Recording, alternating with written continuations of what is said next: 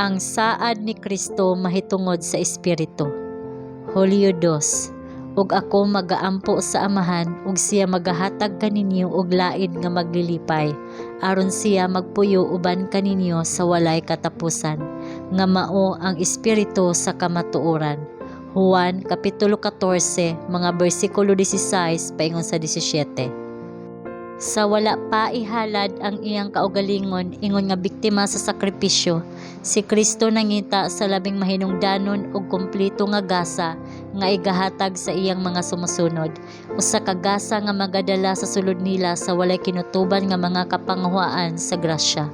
Ako magampo sa Amahan, siya miingon, ug siya mohatag kaninyo og lain nga maghuhupay, nga siya mopuyo uban kaninyo sa kahangturan, gani ang Espiritu sa kamatuoran, nga ang kalibutan dili makadawat, tungod kay kini wala makakita kaniya, ni makaila kaniya, apan kamo nakaila kaniya, kay siya nagapuyo uban kaninyo ug maanaa kaninyo. Dili ko kamo biyaan nga mga ilo, moanha ako kaninyo.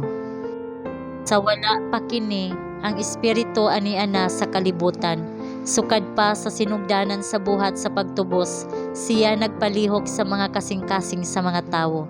Apan samtang si Kristo dinhi sa yuta, ang mga tinun-an wala magtinguha og laing magtatabang. Hangtod nga sila gihikawan sa iyang presensya, sila mubati sa ilang panginahanglan sa Espiritu, ug unya siya moabot.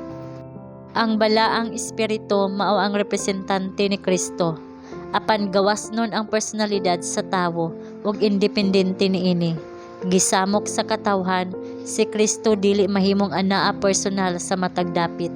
Busa kadto alang sa ilang interes nga siya moadto sa Amahan ug ipadala ang Espiritu aron mahimong iyang manununod dinhi sa yuta.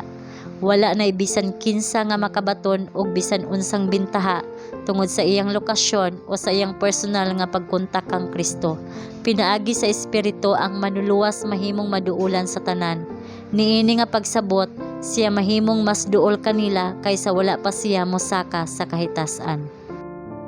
Kini nga saad maatua karon ingon kasigurado sama sa mga disipulo kaniadto. Himua nga ang matag miyembro sa simbahan muluhod at tubangan sa Dios ug magampo nga matinguhaon alang sa paghatag sa Espiritu.